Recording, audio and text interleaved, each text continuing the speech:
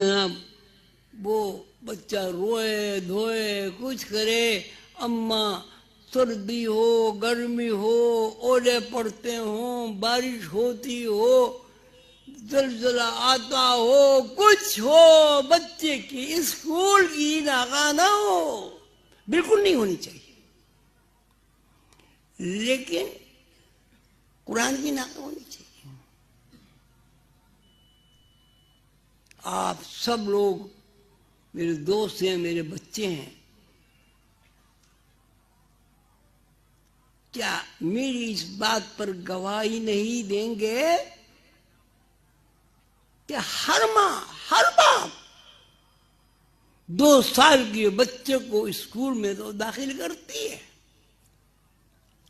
سوتے سوتے اس کے کپڑے بدلواتی ہے، اور نرسری کلاسوں میں وہاں نرسیں اس کا پخانہ پیشاب ہوتی ہیں۔ کچھ نہیں، پڑھ لے گا بچہ، اگر یہ جاہل رہا پڑھا نہیں تو اس کو معاشرے میں کوئی مقام حاصل نہیں ہوگا۔ معاشرے میں تو مقام حاصل ہو گیا، اور اللہ کے یہاں کیسے مقام حاصل ہوگا جب قرآن نہیں پڑھو گے تو؟ اب بچہ 6 سال کا 7 سال کا ہوا، اب مذہبی گھرانوں میں عورتیں زیادہ مذہبی ہوتی ہیں، اماں کی مذہبی جذبے نے کروٹ بدلی اور وہ کہے میرا بچہ تو قرآن ہی نہیں پڑھا، لاؤ مولوی صاحب کو بلاؤ۔ 6 سال کا 7 سال کا بچہ ہوا، وہ 3 کلاس 4 کلاس پڑھ چکا، مولوی صاحب تشریف لائے، انہوں نے قرآن پڑھایا۔ آپ نے بھی دیکھا ہوگا، میں نے بھی دیکھا ہے، آپ نے بھی سنا ہوگا، میں نے بھی سنا ہے، بسم اللہ الرحمن الرحیم، نہیں بسم اللہ بسم اللہ بسم اللہ الرحمن نہیں الرحمن الرحیم الرحیم، وہ پڑھ کے جناب اس کو پورا قرآن پڑھا دیا، پورا قرآن پڑھا دیا۔ اماں ابا خوش ہو گئے، ہمارے بچے تو قرآن پڑھ لیا۔ تو اس طرح تم اپنے بچے کو انگریزی کتابیں کیوں نہیں پڑھاتے، اردو کیوں نہیں پڑھاتے، ہندی کیوں نہیں پڑھاتے، کیوں نہیں پڑھاتے؟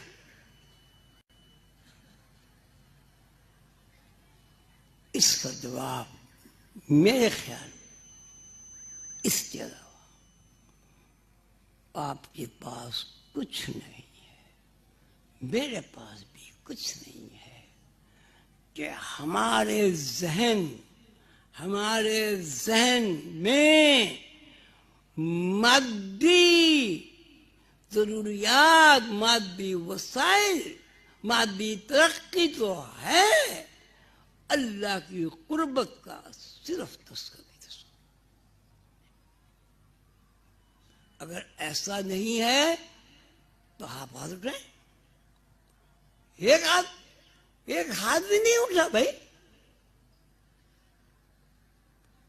کیا ہم مرنے کے بعد یا زندگی میں اللہ کو اپنا منہ دکھانے کے قابل ہیں کہ جی حضور پاک صلی اللہ علیہ وسلم ہماری شفاعت فرمائیں گے؟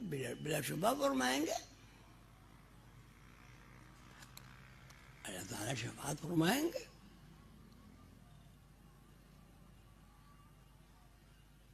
اب آپ سب انٹلیکچوئل لوگ بیٹھے ہوئے ہیں، کیا ہماری شفاعت حضور فرمائیں گے؟ نماز ہم نہیں پڑھتے، روزہ ہم نہیں رکھتے، جھوٹ ہم بولتے ہیں، سود ہم لیتے ہیں، دشمنیاں ہم مول لیتے ہیں، قتل ہم کرتے ہیں،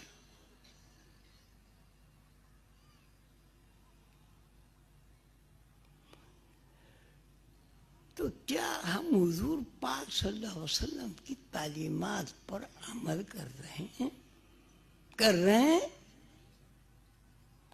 تو بھائی جب عمل نہیں کر رہے ہو، اللہ تعالیٰ فرماتے ہیں بسم اللہ الرحمن الرحیم قولوا اسلمنا،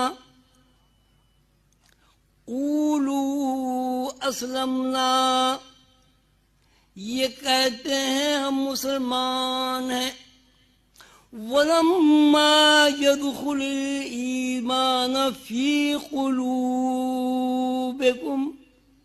لیکن ابھی ان کے دلوں میں ایمان داخل نہیں ہوا۔ اس کا کیا مطلب ہے؟ کہ مسلمان ہونا ایک کیٹیگری ہے، بہت بڑی کیٹیگری، اس لیے کہ شرک سے کفر سے آدمی نے توبہ کر لی۔ یہ ایک ایسا ہے کہ آپ ایک پلیٹ، مثال ہے، مثال ناقصی سے کہ آدمی پلیٹ فارم میں داخل ہو گیا ٹکٹ لے کر، یہ ایک کام ہوا۔ ایک آدمی ٹکٹ لے کر پلیٹ فارم میں داخل ہوا، ریل میں بیٹھے نہیں دے، چل پڑی، کہ اس آدمی کو ہم صاحب عقل و فہم کہہ سکتے ہیں؟ تو اب آپ سب حضرات اس بات کا فیصلہ کریں کہ ہم کس دو رائے پر کھڑے ہیں، ہم کس دو رائے پر کھڑے ہیں، بتائیں۔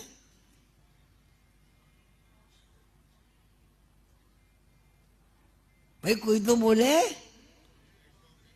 جی، پلیٹ فارم پہ، اچھا پلیٹ فارم پر آپ کھڑے ہوئے اور ریل میں نہیں بیٹھے تو آپ کہاں کھڑے ہوئے؟ کہاں کھڑے ہوئے جی؟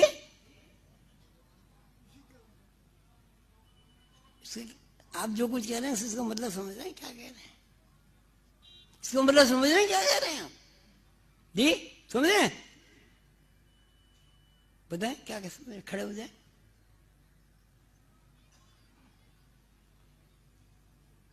ہاں،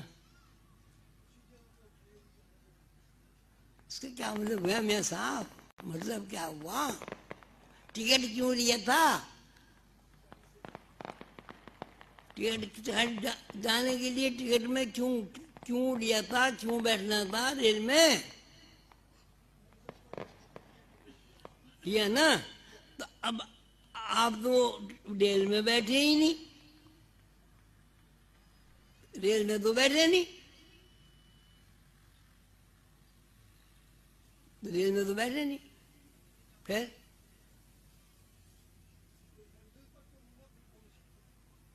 اور منزل کیا ہے آپ کی؟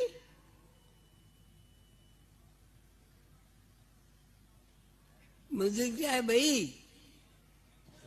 منزل کا تعین تو کیا تھا جی، ہاں جس جگہ جانا ہے۔ ہاں، پھر تو وہ ریل میں بیٹھی نہیں تو منزل پر کیسے پہنچے گی جی؟ اب آپ کی منزل، میری سب کی منزل کیا ہے؟ اللہ، اللہ جنت ہے، جنت۔ پھر جی تو نہیں ملے گی جی۔ میں تو نہیں کہتا اللہ سب مسلمانوں کو جنت دے، یہ دیکھیں نا میں صاحب کہہ رہے ہیں، لاہور والے سن لیں، یہ میں نہیں کہہ رہا ہوں بھائی،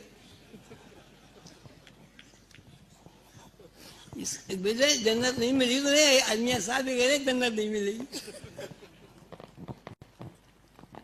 تو مطلب یہ کہ یہ میں چلیں بہت دیر ہو گئی، تیسری آیت کیا پڑھی تھی بھائی؟ میں آج تو ذرا بہت ہوں، ہاں تیسری آیت کیا پڑھی تھی؟ بسم اللہ الرحمن الرحیم ان فی خلق السماوات والارض واختلاف اللیل والنہار لآیات لأولی الالباب۔ اللہ تعالیٰ نے سماوات کو، آسمانوں کو اور زمین کو تخلیق کیا اور سماوات آسمان میں لیل و نہار کی درجہ بندی کی، اور یہ درجہ بندی لآیات لأولی الالباب کہ صاحب عقل و فہم لوگوں کے لیے ہے. ٹھیک ہے. اب قرآن اللہ تعالیٰ نے نازل کیا، قرآن اللہ تعالیٰ نے نازل فرمایا، اس لیے نازل فرمایا کہ لوگ قرآن کی تلاوت کریں، خالی تلاوت کریں یا اسے سمجھیں. ٹھیک. اگر آپ بھی کہیں گے لیجیے پڑھیں تو پھر آپ میٹرک تو کبھی پاس ہو نہیں سکتے. تو اب آپ یہ بتائیں کہ جہاں ماشاءاللہ کتنے لوگ بیٹھے ہوئے ہیں میرے سمیت، میں تو ہاتھ اٹھاتا ہوں کہ ہم قرآن کو سمجھتے ہیں، سمجھتے ہیں. ہاتھ اٹھاؤ نا، شرماتے کیوں؟ تو جن لوگوں نے ہاتھ نہیں اٹھایا میں سمجھوں گا وہ سمجھتے ہیں، میں ان کو کھڑا کر دوں گا، یہاں بلا لوں گا.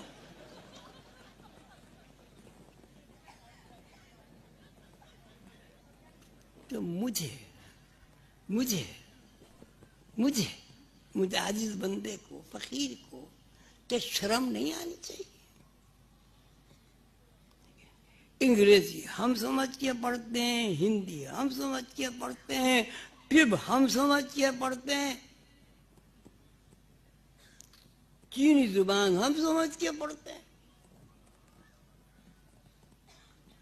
ہر علم ہم سمجھ کے پڑھتے ہیں. اور اگر سمجھ کے نہیں پڑھتے تو اللہ کا کلام قرآن سمجھ کے نہیں پڑھتے.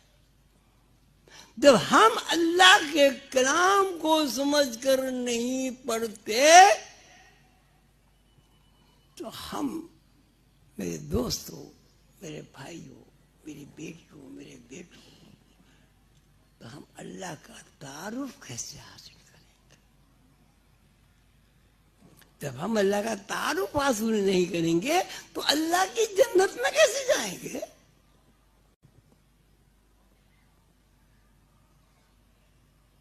ہمیں تو پتہ ہی نہیں.